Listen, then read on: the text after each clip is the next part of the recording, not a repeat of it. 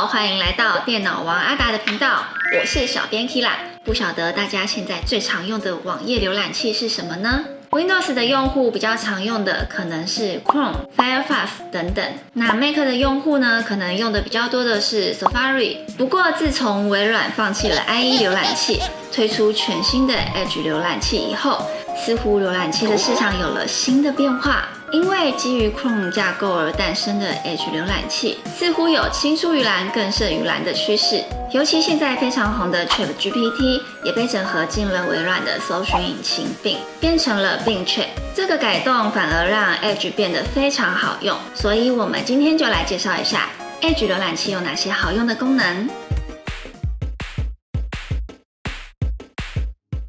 Edge 浏览器在使用上非常的顺手，尤其是你原本就使用 Chrome 的用户，基本上可以说是无痛转换。毕竟在本质上是一样的东西，不过魔鬼就藏在细节里。如果跟 Chrome 一样的话，那我们干嘛要换浏览器呢？所以 Edge 跟 Chrome 到底有哪些不一样的地方呢？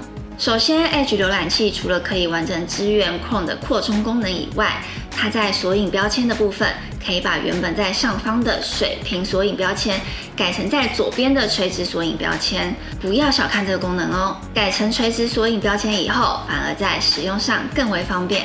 垂直索引标签可以一次性的就看完所有分页的标签，而且在不需要看标签的时候呢，它还会自动隐藏，只显示小图示，整个画面呢会非常的整洁。一个小小的改动，却让使用上更为便利呢。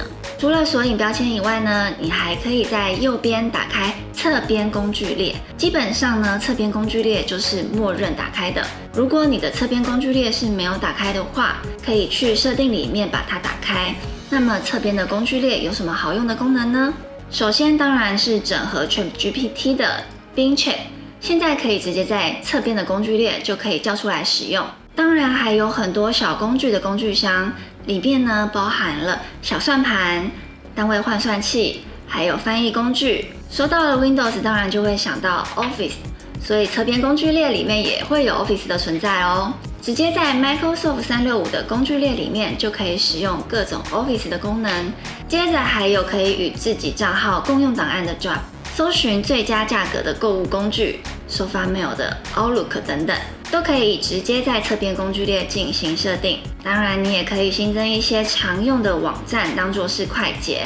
总之就是在你不用的时候会收到一边，但要用的时候可以非常快的快速点击。这就是侧边工具列，非常好用哦。而且它跟前面说到的垂直索引标签就分别在浏览器的左边跟右边，有效的使用浏览器左右的空间。如果只是一般的电脑使用者，平常看看网页啊、打打文件报告之类的，那么你可以直接使用 Edge 浏览器，就可以完成所有的事情，使用起来超级方便。里面有一个功能要特别提出来说一下，就是可以跟自己账号共用档案的 Drop。这个新功能呢，使用起来也非常方便。Drop 简单来说呢，就是一个小型的对话记录，这个对话记录只有自己看得到。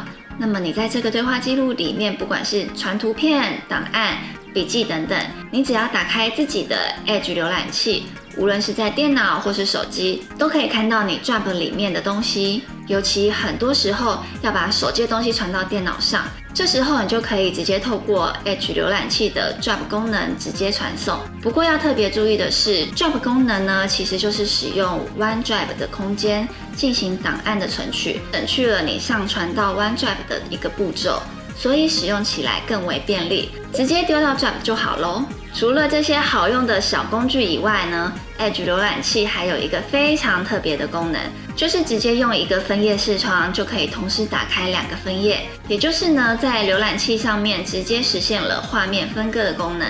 只要在上面的分割画面点一下，就可以直接开启另一个分页，而且可以优先选择你已经打开的分页。如果你没有这个功能的话，你只要在实验性选项里面手动打开就行咯。我们在进入实验性功能的页面上方，输入 Split Screen 就可以找到这个功能，并且打开。那么你就可以使用分割画面咯。当然呢，要怎么使用就看你如何搭配咯。你可以在找资料的同时，另一边打开 Microsoft 365的 Word 进行记录，又或者是你一边浏览网页，一边看着影片等等，而且可以直接透过中间的条杆进行左右画面的缩放，使用起来真的非常的便利。Edge 浏览器的实验性功能其实还有蛮多的，今天呢 Kira 就整理了这些自己觉得非常好用的功能介绍给大家。其实浏览器呢就是一个拿来看网页的工具，除了基本看网页的功能以外，如果可以搭配一些好用的小功能，那么就大大的加分咯。所以 Kira 的浏览器也从 Chrome 改成了 Edge 咯，你也可以试试看。如果你喜欢今天影片的话，欢迎帮我按赞、订阅，还有开启小铃铛。这里是电脑王阿达，我们下次见喽，拜拜。